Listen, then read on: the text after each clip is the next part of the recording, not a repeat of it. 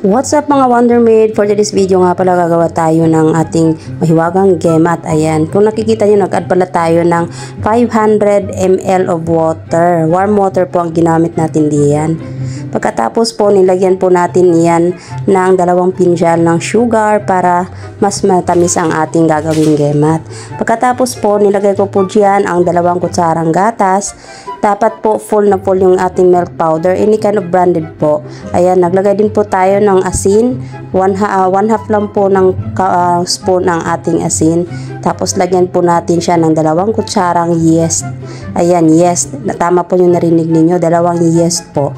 Pagkatapos po yun, lagyan po natin ng cream, any kind of cream, any brand po, kalahating lata ng cream. Ayan, kung makikita nyo, nakailang dukot-dukot ako dyan. Pagkatapos, mekos na nakita nyo yan. Ayan, hinalo-halo-halo ko lang po yan hanggang sa lahat ay magsama-sama ang mga ingredients. Siguraduhin po natin na lahat po yan ay mahalo-halo na siya.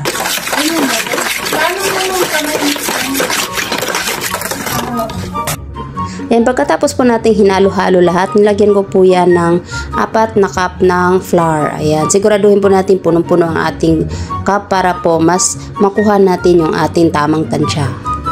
Ayan, 2, 3. At yan po yung pang-4 nating cup ng flour. Ayan, pagkatapos po ay halu-haluin lang po natin yan hanggang sa magsama-sama na naman lahat ang ating mga ingredients. Ayan, hinaluan po pala natin siya ng saffron. Ayan, ang saffron po naman ay hindi naman po siya, optional lang po siya kung gusto nyo lagyan. Ayan, kung wala naman po kayo niyan, pwede naman po.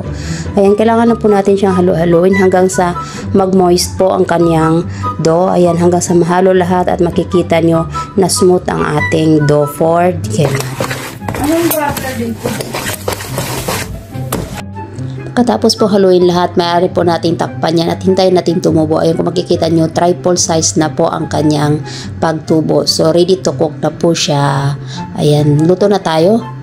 Nag-iinit na po tayo ng mantika sa kawali at ayan, kung nakikita nyo, kutsara lang po ang ginagamit natin pambilog-bilog ng ating gemat. Madali lang po siyang gawin, basta maganda po ang ating dough.